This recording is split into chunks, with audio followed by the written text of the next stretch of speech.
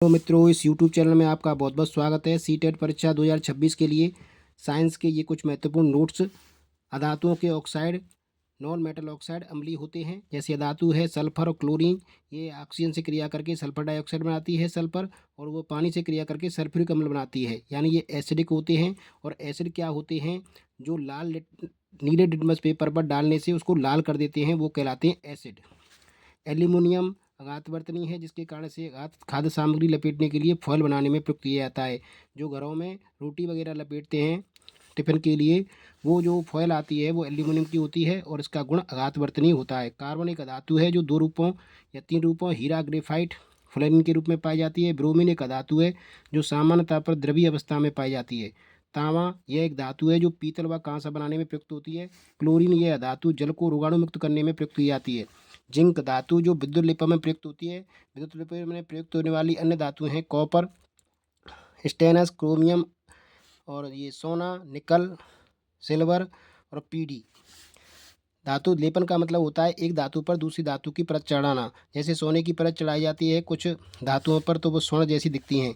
Jute जलाने पर चमकदार रोशनी स्लेटी काली राख के साथ जलता है। ऊन कुंचित होकर जलता है तथा गहरी दलेरी राख देता है। रेयॉन जलने पर पिघल जाता है। जिंक कॉपर, आयरन, सिल्वर आदि को उसके लवणीय विलीनों से विस्थापित कर देता है, क्योंकि यह रिएक्टिविटी सीरीज में इनसे ऊपर है। जो तत्व रिएक्टिविटी सीरीज में ऊपर होते हैं अपने नीचे वालों को उनके लवणों से विस्थापित कर देते हैं, डिस्प्लेस कर देते हैं। यहाँ पर एक्टिविटी सीरीज दी है के, potassium, sodium, calcium, magnesium, aluminium, zinc, लोहा, पीबी, पीबी को लेड बोलते हैं, H, C U, H G, A G, A U, P T. अब देखा यहाँ पर सल्फर ऑक्सीजन से क्रिया करके सल्फर डाइऑक्साइड बना रहा है और ये पानी से क्रिया करके अम्लीय बना रहा है। और लिटमस क्या होता है, लिटमस लाइकिन से प्राप्त होता है, और लाइकिन है symbiotic relationship between alga and fungi. तो एक लिटमस उसी से बनता है। लिटमस पेपर पर जब हम अम्ल डालते हैं नीले लिटमस पेपर पर तो वो लाल हो जाता है। सोडियम पोटेशियम को केरोसिन में रखा जाता है, क्योंकि ये बहुत ही एक्टिव धातु हैं जो वायु से क्रिया करके पानी से क्रिया कर लेती है सोडियम, और सोडियम हाइड्रोक्साइड बनाती है। कपूर Mg ज्वाला के साथ दहन करते हैं। धातु Hg का temperature melting point 25 degree centigrade होता है। जो सामान्यतः पर कैसी धातु है, सामान्यतः पर ये लिक्विड या द्रव धातु है। Hg या पारा। एल्यूमिनियम 660 डिग्री सेल्सियस का मेल्टिंग पॉइंट है। कॉपर का 1084 है। आयरन का 1538 है। धातु मरकरी द्रव। नॉर्मल टेम्परेचर पर जो धातु मरकरी है या Hg पारा है वो क्या रहती है, द्रव अवस्था में रहती है। और ब्रोमीन ऐसी धातु है जो द्रव अवस्था में रहती है नॉर्मल टेम्परेचर पर। नॉर्मल टेम्परेचर का मतलब है कमरे का ताप 25 डिग्री सेल्सियस। वायु, दूध, सावन का झाग, मृदा, समुद्र, पानी में ये सभी मिश्रण हैं। मिश्रण क्या होते हैं, जिनमें पाए जाने वाले तत्वों का अनुपात निश्चित नहीं होता। सोडियम पानी से क्रिया करके सोडियम हाइड्रोक्साइड बनाती है, और ये क्षार होता है जो कि फिनोल्फिथिलीन के साथ क्रिया करने पर गुलाबी रंग देता है। और फिनोल्फिथिलीन क्षारों के साथ क्रिया करके गुलाबी रंग देती है, जबकि अम्लों के साथ क्रिया करके यह रंगहीन बनाती है। अधातुएं सामान्यतः पर जल से क्रिया नहीं करती।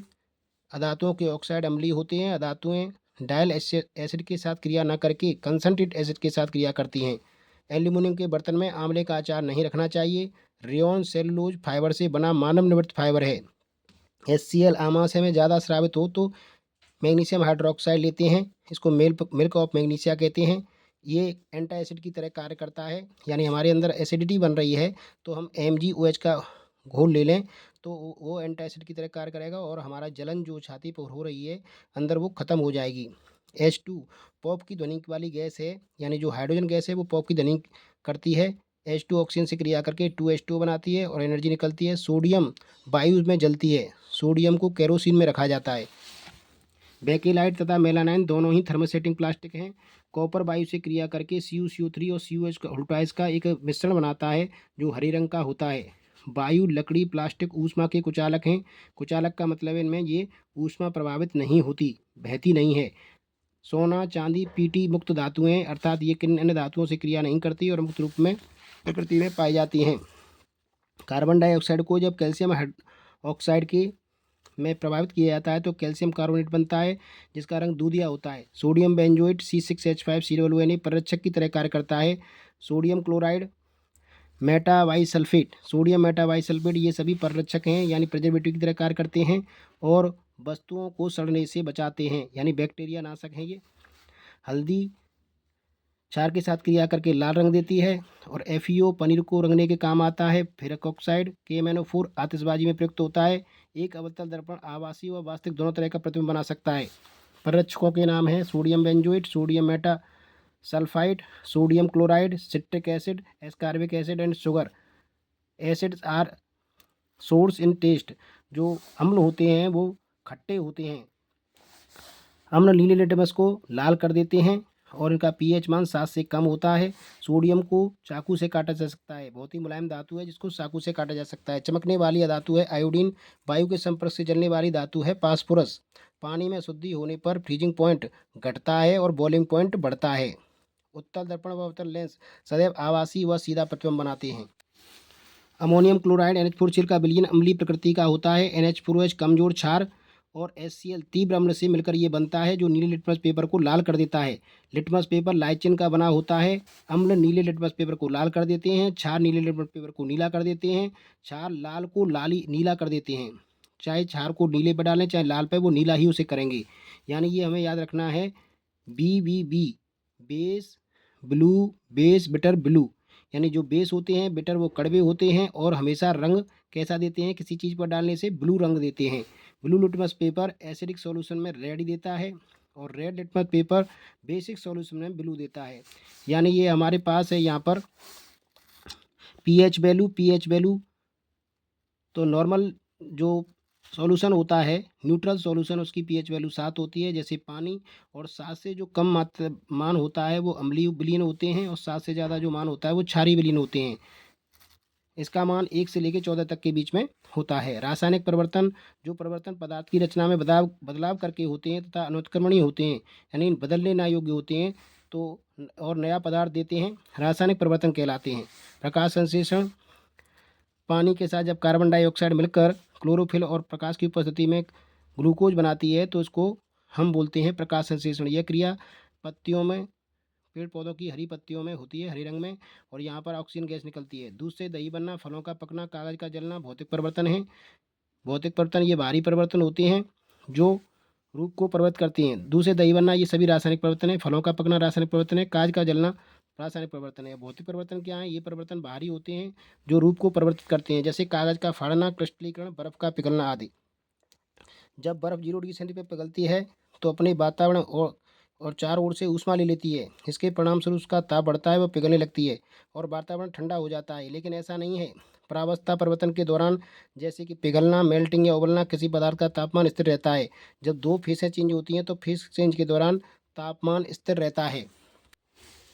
और बंधनों को तोड़ने में जो ऊर्जा होती है वो बंधनों को तोड़ने में प्रयुक्त होती है, ना कि अणुओं की गति बढ़ाने में। इसे ऊष्मा गलन की गुप्त ऊष्मा कहते हैं। नाइक्रोम का उपयोग इलेक्ट्रिक टोस्टर या इलेक्ट्रिक गीजर उपकरणों में तापन अवयव हीटिंग एलिमेंट के रूप में किया जाता है, क्योंकि यह Na+ क्रोमियम की मिश्र धातु है जो उच्च तापमान को सहन कर देती है। द्रव के अंदर डूबी हुई वस्तु पर उत्प्लावक बल की दिशा सदैव ऊपर की ओर होती है, अर्थात गुरुत्वीय त्वरण के विपरीत होती है।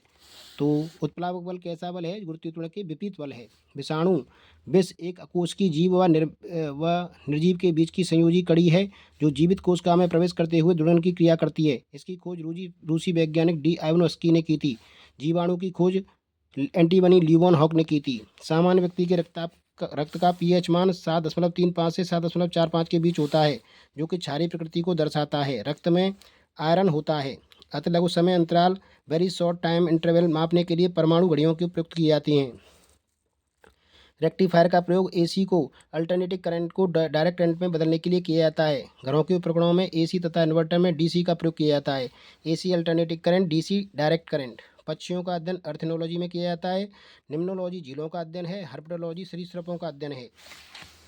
डायनासोर लगभग 65 मिलियन वर्ष से पूर्व विलुप्त हो चुके हैं। उड़ते हुए चक्के की प्रति सेकंड घूर्णन गति स्ट्रेबोस्कोप के द्वारा मापी जाती है। एक वृक्ष की आयु का पता उसकी वार्षिक बलों की गिनती करके किया जाता है। मटर एक शाकीय पौधा है। मानव निर्मित प्रथम कृत्रिम रेशा नायलॉन है। मानव निर्मित प्रथम कृत्रिम रेशा कौन सा है? नायलॉन है। मांसपेशियों में लैक्टिक अम्ल को एकत्र हो जाने से थकावट होती है। चींटियों के डंक में फार्मिक अम्ल होता है। 1 एंगस्ट्रॉम तरंग दैर्ध्य मापने की इकाई है। 1 एंगस्ट्रॉम बराबर होता है 10⁻⁻10 मीटर। प्राणियों के वैज्ञानिक नाम लिखने में प्रयुक्त भाषा लैटिन है। स्त्रियों की नसबंदी को ट्यूबोवेक्टोमी कहते हैं और पुरुषों की नसबंदी को वैक्सोटोमी कहते हैं। हमारी छोड़ी हुई सांस में CO2 की मात्रा लगभग 4% होती है। जो सांस हम छोड़ते हैं उसमें CO2 की मात्रा कितनी होती है? 4%। प्रोटीन का अनिवार्य घटक नाइट्रोजन होता है। सबसे ज़्यादा प्रोटीन दालों में। विटामिन की खोज 1911 में फंक ने की थी। अजगर सांप घातक होता है किंतु यह जहरीला नहीं होता। ओनकोलॉजी कैंसर का अध्ययन है। पॉजिट्रॉन की खोज एंडरसन ने की थी। इलेक्ट्रॉन की खोज थॉमसन ने की। प्रोटॉन की खोज रदरफोर्ड ने की थी। ईट पर नाच याद रखना है। E means electron, T means Thomson, P means proton, R means Rutherford. ना से न्यूट्रॉन, चा से चैडविक। प्रोटॉन की खोज रदरफोर्ड ने, न्यूट्रॉन की खोज चैडविक। कौन सा पक्षी पीछे की ओर उड़ता है? गुंजन पक्षी पीछे की ओर उड़ता है। पांच वर्ग की वर्गीकरण प्रणाली किसने दी थी? विटेकर ने दी थी। वर्गीकरण के पिता कौन कहे जाते हैं? Karl Linnaeus. कैंडेला ज्योति तीव्रता का मात्रक है। चंद्रमा पर किसी वस्तु का भार पृथ्वी पर उसके भार का 1/6 गुना होता है। अब सारी प्रश्न ऐसे प्रश्न होते हैं जिनके एक से ज़्यादा उत्तर हो सकते हैं, यानी किसी व्यक्ति से डिफरेंट लोगों से उसके पूछे जाएँ तो वो डिफरेंट उत्तर देते हैं। जबकि अब सारी प्रश्न ऐसे होते हैं जिनका केवल एक ही उत्तर होता है। जैसे भारत की राजधानी कहाँ है? तो ये दिल्ली। तो सभी लोग उसी का एक ही जवाब देंगे। एक जवाब वाले प्रश्न अभिसारी होते हैं और बहुत से जवाब वाले प्रश्न अपसारी प्रश्न होते हैं। डॉल्फिन के पास ब्रश नासाद्वार होते हैं। वे प्राय जल पर पृष्ठ पर श्वास लेने के लिए आती हैं। व्हेल एक स्तनधारी जंतु है। व्हेल और डॉल्फिन के फेफड़े होते हैं। ये जल में घुली ऑक्सीजन को नहीं ले पाती क्योंकि इसके लिए उसके पास क्लोम गिल नहीं होते। उन्हें फेफड़ों के माध्यम से वायु में सांस लेने के लिए सतह पर आना होता है। सोडियम कार्बोनेट HCl से क्रिया करके NaCl देती है और कार्बन डाइऑक्साइड गैस निकलती है। कैल्शियम हाइड्रोक्साइड में जब कैल्शियम हाइड्रोक्साइड के विलयन में जब CO2 प्रभावित की जाती है तो COCO3 बनता है और मिल्की हो जाता है।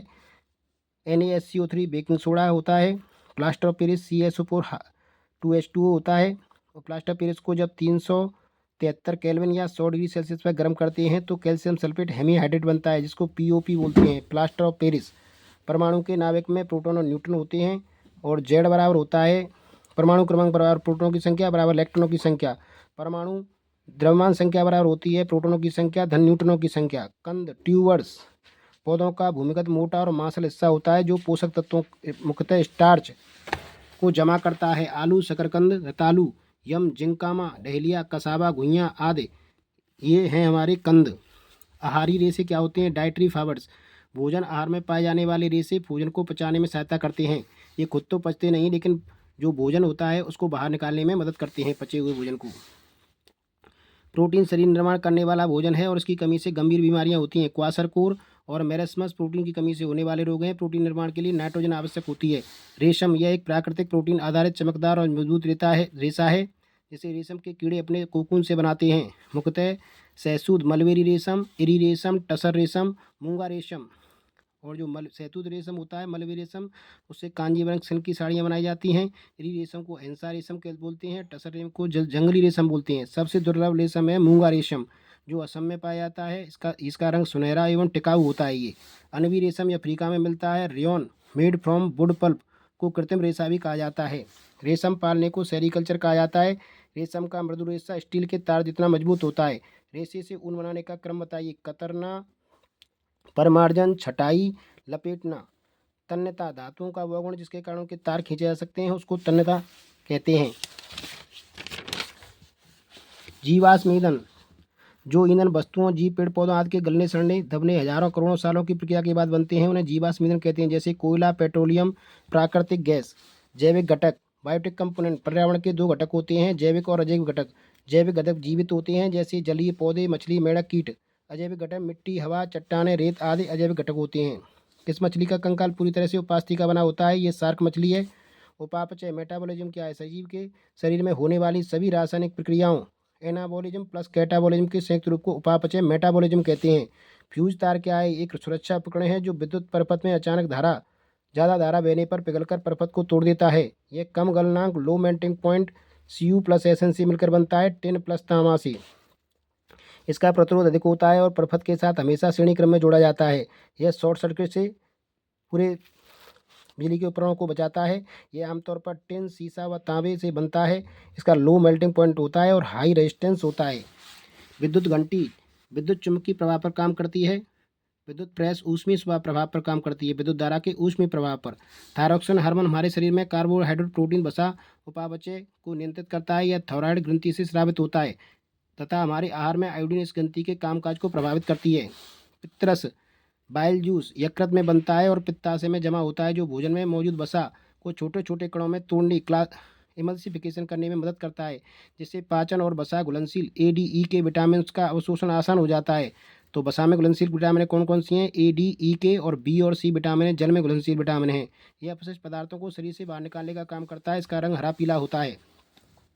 ध्वनि की चाल ज़्यादा गहरे जो माध्यम ज़्यादा डेंसिटी वाला माध्यम होता है उसमें ध्वनि की चाल सबसे ज़्यादा होती है। जैसे ठोसों में ध्वनि की चाल ज़्यादा होती है गैसों की अपेक्षा और द्रवों की अपेक्षा। मानव शरीर का सामान्य तापमान 37 डिग्री सेल्सियस या 98.6 फारेनहाइट होता है। अगर हमें सेल्सियस फारेनहाइट और केल्विन में संबंध बताना है तो C/5 F-32/9 K-273/5। जब बर्फ़ पिघलती है तो हिम 0 डिग्री पर उसका तापमान समान रहता है। तना कंद का सामान्य उदाहरण है आलू। आवृत्ति ध्वनि की तीक्ष्णता सिलनेस पिच या तारत्व को निर्धारित करती है। यदि फ्रीक्वेंसी आवृत्ति अधिक है तो तीखी ध्वनि होगी, आवृत्ति कम है तो तारत्व कम होगा।